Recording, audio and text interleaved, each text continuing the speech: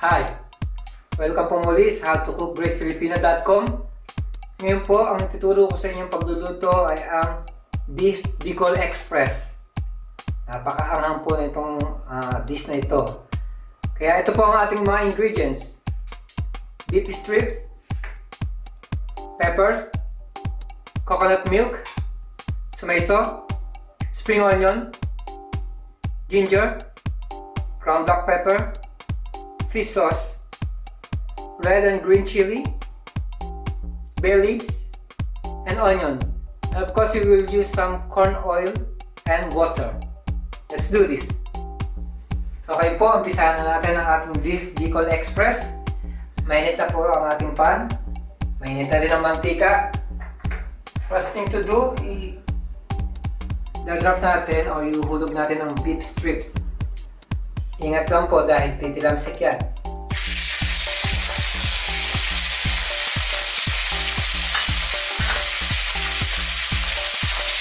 So, isusiti ko to.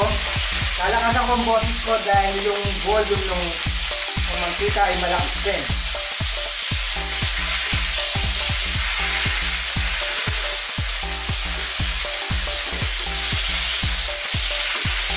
Once na nag-brown na po yung beef, i-add na natin yung the rest of the ingredients para papalambot natin din to. Tapos lalagyan natin siya ng tubig.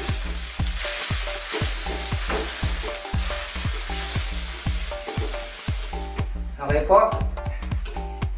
Lalagyan na po natin ang ating luya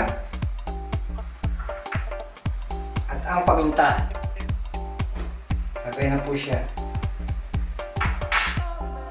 Sasabay na rin natin ang kamatis at ang sili. Kaya po tinawag siya na Bicol Express dahil po napaka-spicy, napaka-anghang ng dish na ito mula sa Bicol. Again, stir lang po natin ng ilang minuto. Tapos lalagyan na natin siya ng tubig. Okay po, ngayon lalagyan na po natin siya ng tubig para maging tender yung ating beef.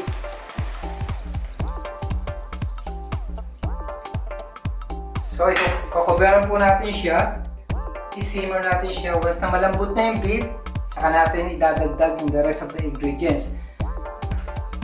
Meron po kami mga video sa aming website. Kung gusto nyo pong panoorin ang aming Bicol Express, meron po kaming chicken, meron po kaming pork. So ito naman po ang version ng Beef Bicol Express. Okay, babalik po ako. Okay po, tignan na natin.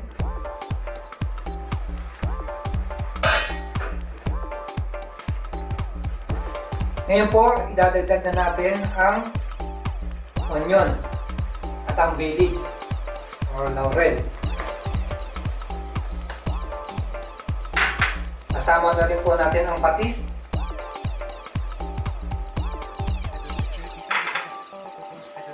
Ngayon, ang coconut milk.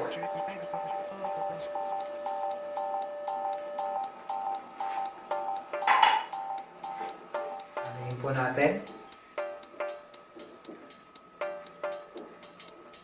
Ngayon, papakuluan uli natin to. Simmer uli natin siya ng mga 8 minutes. Tapos, idadagdag na natin yung capsicum at ang spring onion and that's it. Tapos na po ang ating Beef Bicol Express. Takpan po natin ulit. Okay po, punta na po tayo sa last stage ng ating pagluluto. Tignan natin.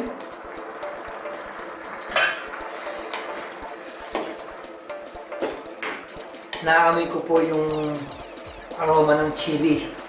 Kaya tinawag na itong Bicol Express. So, alagay na po natin ang capsicum at ang spring onion.